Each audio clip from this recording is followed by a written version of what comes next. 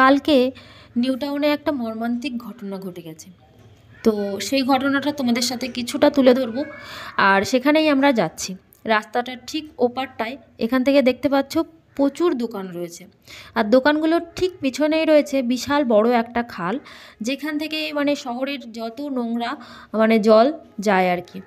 এই খালটায় সবাই বলা বলি করছে যে এই খালটায় পুরো জলের থেকে পাঁক বেশি।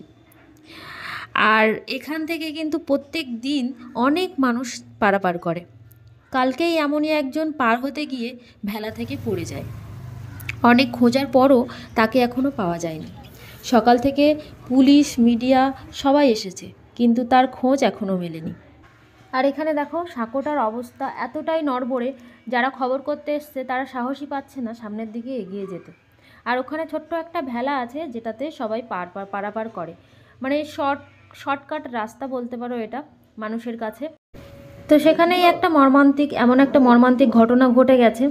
আপাতত ভেলাটা বন্ধ আছে, এখানে কেউ পারাপার করছে না, এমনকি পারাপার হচ্ছেও না ভয়ে, এতটাই ভয় পেয়েছে। আর এখান থেকে কিন্তু স্রোতটা জলের স্রোতটা খুব গতিতে যায়, তো সেই জন্য একটা মানুষ পড়ে গেলে খুব তাড়াতাড়ি তাকে খুঁজে পাওয়াটাও ডিফিকাল্ট। আর সবাই কিন্তু আতঙ্কের মধ্যেই আছে। তো চলো দেখা যাক, পুলিশ প্রশাসন তো এসছে, খবরের লোকও এসেছে, তো তারা কি পদক্ষেপ নিচ্ছে।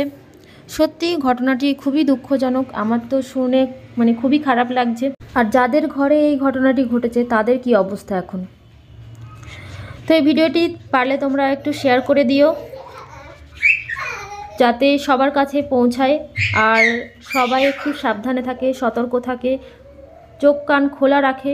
আর রাস্তাঘাটে বিপদের শেষ নেই, তো সব সময় সাবধানে থেকো, সবাই খুব ভালো থেকো, সুস্থ থেকো, এটাই কামনা করি। আজকের মতো টাটা, দেখা হচ্ছে নতুন কোনো ভিডিওতে। সবাই ভালো থেকো।